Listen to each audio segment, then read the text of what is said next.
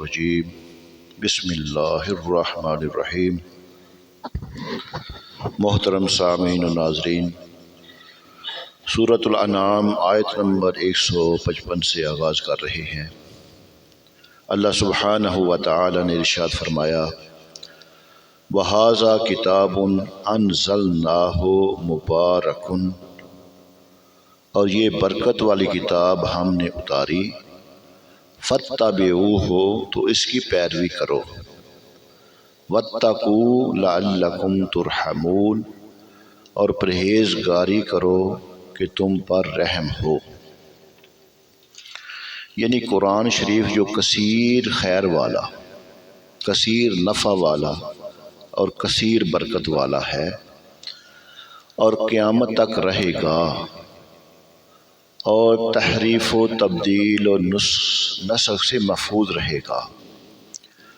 قرآن اس لیے مبارک ہے کہ مبارک فرشتہ اسے لایا، مبارک مہینے رمضان میں لایا، مبارک ذات پر اترا، خالق و مخلوق کے درمیان وسیلہ ہے۔ جس کام پر اس کی آیات پڑھ دی جائیں اس میں برکت ہو جائے، اور سب سے بڑھ کر اس کی تعلیمات اور ہدایت برکت والی ہیں۔ فرمایا فَاتَّبِعُوهُ، تو تم اس کی پیروی کرو، یعنی قرآن کریم میں جو احکام اللہ تعالیٰ نے بیان فرمائے ہیں اس پر عمل کرو، اور جن چیزوں سے منع کیا ہے اس سے باز آ جاؤ، اور اس کی مخالفت کرنے سے بچو، تاکہ اس اتباع اور عمل کی برکت سے تم پر رحم کیا جائے۔ تو اس سے معلوم ہوا کہ امت پر قرآن مجید کا ایک حق یہ ہے کہ اس مبارک کتاب کی پیروی کریں اور اس کی احکام کی خلاف ورزی کرنے سے بچیں۔ افسوس فی زمانہ قرآن کریم پر عمل کے اعتبار سے مسلمانوں کا حال انتہائی ناگفتہ بے ہے۔ آج مسلمانوں نے اس کتاب کی روزانہ تلاوت کرنے کی بجائے اسے گھروں میں جزدان و غلاف کی زینت بنا کر دکانوں پر کاروبار میں برکت کے لیے رکھا ہوا ہے، اور تلاوت کرنے والے بھی صحیح طریقے سے تلاوت کرتے ہیں اور نہ یہ سمجھنے کی کوشش کرتے ہیں کہ ان کے رب نے اس کتاب میں ان کے لیے کیا فرمایا ہے۔ تاریخ گواہ ہے کہ جب تک مسلمانوں نے اس مقدس کتاب کو سینے سے لگا کر حفظ جاں بنائے رکھا اور اس کے دستور و قوانین اور احکام پر سختی سے عمل پیرا رہے، تب تک دنیا بھر میں اس کی شوکت کا ڈنکا بجتا رہا، اور غیروں کے دل مسلمانوں کا نام سن کر دہلتے رہے۔ اور جب سے مسلمانوں نے قرآن عظیم کے احکام پر عمل چھوڑ رکھا ہے، تب سے وہ دنیا بھر میں ذلیل و خوار ہو رہے ہیں اور اغیار کے دست نگر بن کر رہ گئے ہیں۔ وہ زمانے میں معزز تھے مسلمان ہو کر،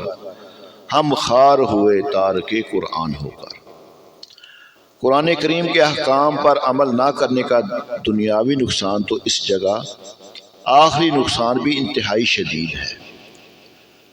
حضرت عبداللہ بن عباس رضی اللہ تعالیٰ سے روایت ہے، نبی کریم صلی اللہ علیہ وسلم نے ارشاد فرمایا، قرآن شفاعت کرنے والا ہے اور اس کی شفاعت مقبول ہے،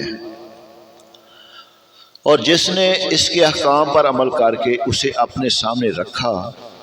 تو یہ اسے پکڑ کر جنت کی طرف لے جائے گا، اور جس نے اس کے احکامات کی خلاف ورزی کر کے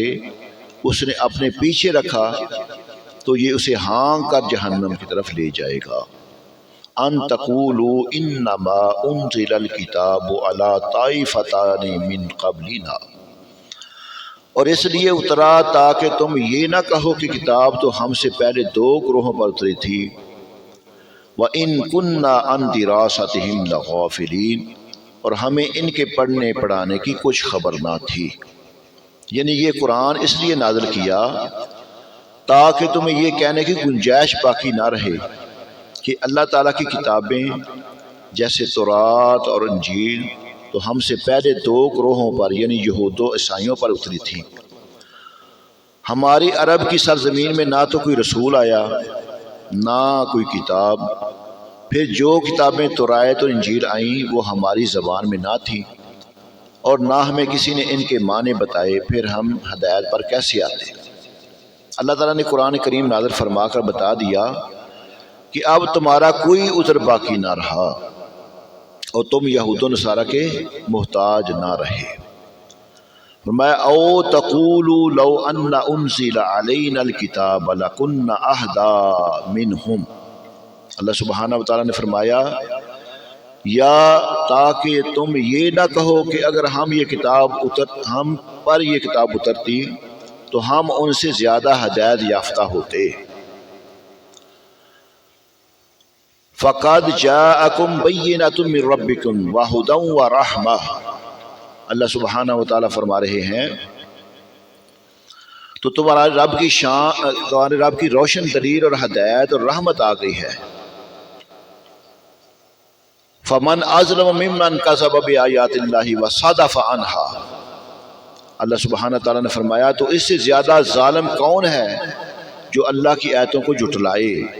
اور ان سے منہ پھیرے۔ سَنَجْزِي الَّذِينَ يَصْدِفُونَ عَنْ آيَاتِنَا سُوءَ الْعَذَابِ بِمَا كَانُوا يَصْدِفُونَ، فرمایا ان قریب وہ لوگ جو ہماری آیتوں سے منہ پھیرتے ہیں ہم انہیں ان کے منہ پھیرنے کی وجہ سے برے عذاب کی سزا دیں گے۔ اس کا شان نزول یہ ہے، کفار عرب کی ایک جماعت نے کہا تھا کہ یہود و نصارہ پر تورات و انجیل نازل ہوئیں مگر وہ بے عقل ان کتابوں سے ہدایت حاصل نہ کر سکے۔ ہم ان کی طرح خفیف العقل اور نادان نہیں ہیں، ہماری عقلیں صحیح ہیں اور ہماری عقل و ذہانت اور فہم و فراست تو ایسی ہے کہ اگر ہم پر کتاب اترتی تو ہم ان سے زیادہ سیدھے راہ پر ہوتے۔ تو ان کے جواب میں یہ آیت کریمہ نازل ہوئی اور اس طرح ان کا یہ عذر بھی ختم فرما دیا گیا۔ تو اس سے معلوم ہوا کہ صرف اپنی عقل پر اعتماد نہ کرنا چاہیے بلکہ رب تعالیٰ کے فضل پر بھروسہ کرنا ضروری ہے، کیونکہ یہ شیخی مارنے والے بھی کافر ہی رہے، ایمان نہ لائے، اس لیے کہ انہوں نے عقل پر بھروسہ کیا۔ فمن اظلم ممن، تو اس سے ظالم کون ہوگا، بڑا ظالم، یعنی جو نبی کے معجزات اور ان کتابوں کا انکار کرتا ہے وہ سب سے بڑا ظالم ہے، کیونکہ وہ اپنی جان پر ظلم کرتا ہے، اسے دائمی عذاب کا مستحق بنا دیا جاتا ہے۔ هل ينظرون الا ان تاتيهم الملائکۃ، اللہ سبحانہ وتعالی نے فرمایا وہ صرف اسی چیز کا انتظار کر رہے ہیں کہ ان کے پاس فرشتے آ جائیں، او یاتی ربک او یاتی بعض آیات ربک، یا تمہارے رب کا عذاب آ جائے یا تمہارے رب کی کچھ نشانیاں آ جائیں۔ یوم یاتی بعض آیات ربک لا ينفع نفسا ایمانها لم تکن امنۃ من قبل، اللہ سبحانہ وتعالی نے فرمایا جس دن تیرے رب کی بعض نشانیاں آ جائیں گی اس دن کسی شخص کو اس کا ایمان قبول کرنا نفع نہ دے گا جو اس سے پہلے ایمان نہ لایا ہوگا یا جس نے اپنے ایمان میں کوئی بلائی نہ حاصل کی ہوگی۔ قل انتظروا انا منتظرون، تم فرماؤ تم بھی انتظار کرو اور ہم بھی منتظر ہیں۔ یعنی جب اللہ تعالیٰ کی وحدانیت اور رسول اکریم صلی اللہ علیہ وسلم کی رسالت پر دلائل قائم کر دیے گئے اور کفریہ اور گمراہ کن عقائد کا باطل ہونا بھی ظاہر کر دیا گیا تو اب ایمان لانے میں کیا انتظار باقی ہے؟ اب تو یہی ہے کہ وہ کفار اس چیز کا انتظار کر رہے ہیں کہ ان کے پاس ان کی روح قبض کرنے کے لیے موت کے فرشتے آ جائیں، یا تمہارے رب تعالیٰ کا عذاب آ جائے، یا تمہارے رب کی قیامت کی خبر دینے والی ایک نشانی آ جائے، اور یوں مشاہدے کے طور پر ہر چیز ان کے لیے ظاہر ہو جائے۔ لیکن ان لوگوں کو یہ معلوم نہیں کہ جس دن غیب کے معاملات ظاہر ہو جائیں گے یا عذاب آنکھوں کے سامنے آ چکا ہوگا